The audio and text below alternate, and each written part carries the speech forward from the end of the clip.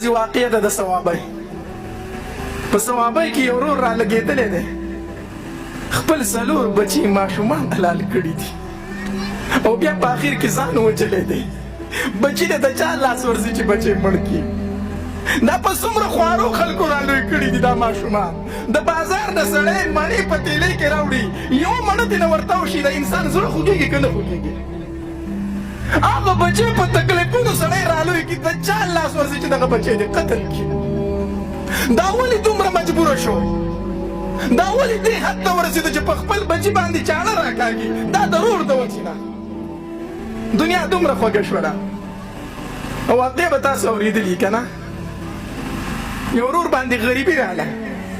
قرضدار شو قرضونه پرې راواخېدل د هغه د غریبۍ نه د هغه د مجبورۍ نه پیدا اول دغه رور واخیستله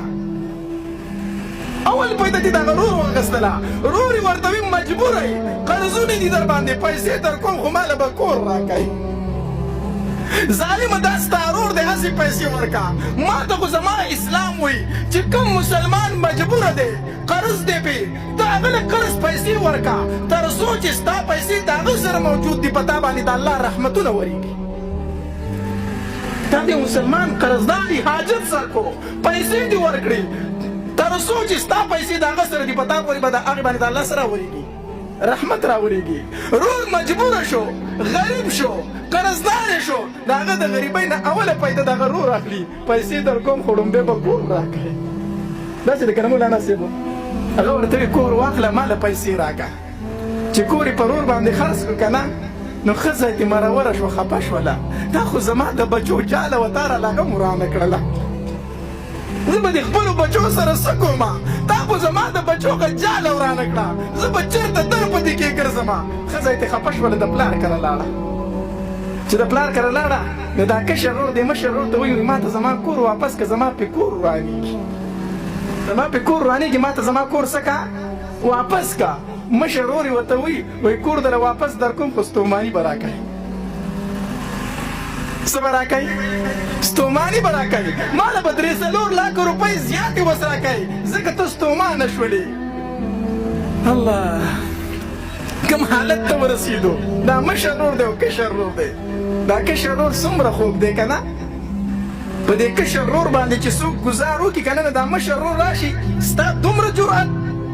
زما په کشر رور باندې تا ګزار وکړو دا لاس به در نه وي پرېږدم لاس به در نه پرېږدم داسې ده که نه ته زما په کشر رور ګزار کوي دا لاس به در نه پرېږدم دومره کشر رور خوږي که نه دا کشر رور په مشر رور باندې څومره نازېږي چې څپېړه ورته ورکړي دی به ژړا شي وایي ته ودرېږه زه درپسې خپل مشر رور راولمه داسې ده که نه دا کشر رور په دې مشر رور ډېر نازېږي ته ودرېږه زه مې درپسې رور راولمه وایي خو چې د دنیا محبت منځ له راغې هغه کشر رور میسج کوي مشر ته وایي زه به ځان هم قتل کړم او بچي به هم قتل کړم دا کور مې به هم تا ته پاتې شي او دا جایداد مې به هم تا ته پاتې شي دا کوم حالت ته ورسېدو دا کومې معاشره کې اوسو مونږ وایو په مونږ باندې الله باران نه کوي زه هم الله ستا لاک شکر دی چې په ما باندې د اسمان نه ګټې نه راولئ چې په ما باندې د اسمان نه کاڼې نه راورېږي الله زه ستا لاک شکر ادا کوم هغه ماشومه پیدا کېږي دا د نوښار واقعه ده پلار یې رالي ژوندی ښخوي ظالمه تا خو بیا د جاهلیت تاریخ راته ژوندی کړو دا خو موږ صرف واقع به بیانوله نن یې په خپلو سترګو باندې وینو حدیث مبارک کې راځي نبی علیه الصلاة وسلام فرمایي د قیامت په علاماتو کې یو علامت دا دی چې خلک به د اولاد نه نفرت کوي چې زما بچي نه کېږي دا بله ورځې واقع ده ما ته یو خورکۍ ټلیفون وکړو مولانا صاحب 14 کاله مې د واده وشو خاوند مې راته وایي کو اولاد دې راوړو طلاق در کومه ما ته دلته د دې طرف نه اوازونه کېږي په دیوالونو یې راته لیکي 2 بچے ہی اچھے 2 بچے ښه دي 2 بچے ښه دي دا خو نبی علیه السلام فرمایلي وو آخري زمانه کې به خلک اولاد نه غواړي چې زما د اولاد نه پیدا کېږي ورونو د قیامت اکثر علامات ښکاره شوي دي حدیث مبارک کې راځي نبی علیه الصلاة وسلام فرمایلي وو صحابه کرامو ته په هغې دور کې یوه زمانه را روانه ده چې خلک به د ډمو ډېر عزت کوي خلک به د ډمو څه کوي ډېر عزت کوي ډېر قدر به ورته ورکوي صحابه کرام حیران وو چې کومه ښځه په حجره کې ګډېږي کومه ښځه په بازار کې ګډېږي د هغې به څنګه عزت کېږي صحابه کرام حیران وو زه هم در قربان شم د نبي علیه السلام د احادیث مبارکو نه راشه هغه دور راغلی دی راشه هغه دور راغلی دی چې د ټیک ټاک جینۍ په سړک تېرېږي نو خلک ورسره تصویران وباسي داسې ده که داسې نه ده دومره خلک ورته راټول شي چې بله جینۍ په لاره تېرېږي هغه چې زه هم ټیک ټاکره شو چې دومره عزت مې سیوا شوې الله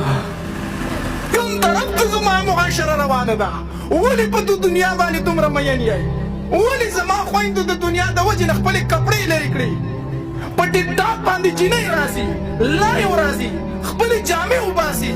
ځان ښیي وایي د دې د وجې نه چې ما ته پرې لږ ګفټینګ وشي ما ته پرې لږې پیسې میلاو شي بل طرف ته ورسره زما پښتون ورور زما مسلمان ورور د لا اله الا الله دعویدار ناست دی هغه ورته وایي ما ته کپړې وباسه چې زه دې وینم زه دا وایم په ټیک ټاک کې چې کوم هلک جینۍ ته وایي ما ته دا ځای وښیه دا ځای وښیه بېادبه دي ما دا د نن زمانې نوی بڼوال د نن زمانې نوی سوشل میډیا والا بڼوال الله پښتون خو به چې په حجره کې سرتور سر جینۍ ولیدله د کور نه به یې پسې څادر وړو د هغې په سر به یې واچو مشرانو داسې ده که داسې نه ده نن ورته دې طرف ته ناست دی وایي د سر نه لوپټه لرې که چې زه دې وینم الله بڼوالتوب تاسو څه ته وایي ښځې خلکو ته پېښ کړي که نه